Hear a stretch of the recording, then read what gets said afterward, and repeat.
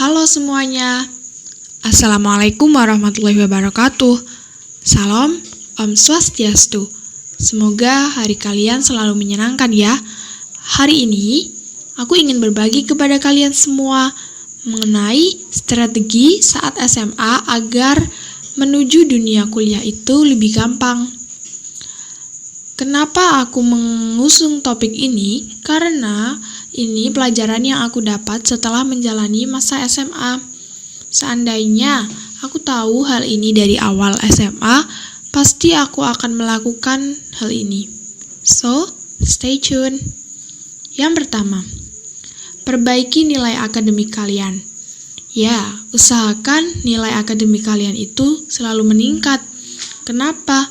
Karena setelah SMA mau lanjut kuliah, itu ada jalur masuk universitas melalui SNMPTN atau nilai rapot. Maka dari itu, nilai akademik sangat pengaruh terhadap peluang SNM kalian. Yang kedua, ikut event lomba. Ikut event lomba ini tidak kalah penting dengan nilai akademik. Karena nilai akademik SMA itu biasanya memiliki standar yang berbeda dengan sekolah SMA lain. Untuk memperbesar peluang SNM kamu, tentu saja kita memerlukan sertifikat kejuaraan, baik itu tingkat provinsi ataupun tingkat kabupaten. Yang ketiga, yaitu ikut organisasi. Seperlunya saja ya, tidak usah terlalu banyak.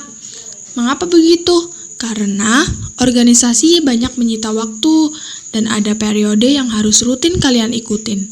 Cari organisasi yang bisa kasih kesempatan kalian buat ikut lomba atau event kejuaraan, supaya jalan kalian makin gampang. Dan yang keempat, berteman dengan orang yang mau maju atau berorientasi ke masa depan. Bisa juga disebut dengan anak pinter atau anak ambis. Ada pepatah yang mengatakan, kalau kamu berteman dengan penjual parfum, pasti kamu akan ketularan wangi. Tapi, kalau kamu mainnya sama kambing, pasti kamu akan bau kambing. Nah, ini penting banget buat kalian yang masih sering ikut-ikutan teman. Usahakan cari circle yang positif ya. Dan yang terakhir adalah kurangin main. Ingat, kelas 12 ini berbeda saat kalian kelas 9 SMP.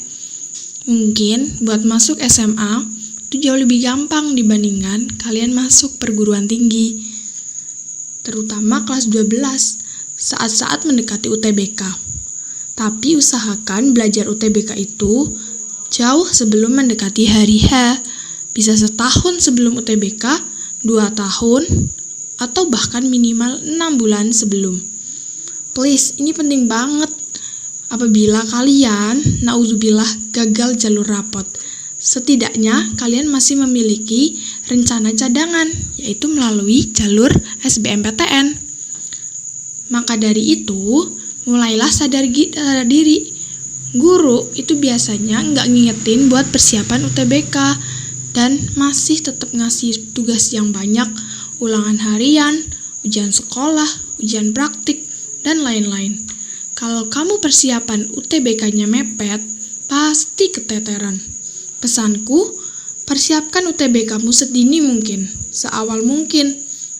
Aku yakin pasti akan banyak tekanan, depresi, tangis, dan lain-lain. Maka, persiapkan sedini mungkin agar kau tidak menyesal. Berdasarkan pengalaman aku dan teman-temanku kelas 12, buat masuk perguruan tinggi negeri, jalur SNMPTN, itu masih memiliki kemungkinan buat gagal yang jauh lebih besar. Ketika kita gagal, ya semua pasti tahu. Ada rasa kecewa, nangis, dan tertekan.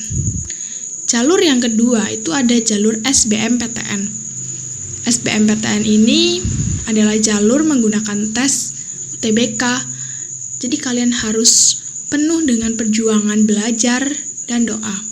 Saat belajarnya pun tentu banyak tantangan, bingung mulai dari mana, bingung materinya, saat paham materinya kebanyakan, dan masih berpotensi gagal juga loh. Gagal memungkinkan tangisan, depresi, gangguan tidur, dan tentunya tertekan. Maka dari itu, persiapkanlah ya teman-teman. Yang ketiga, itu ada jalur mandiri. Jalur mandiri ini masih ada tes, biayanya juga mahal loh. Mengapa aku mengatakan mahal?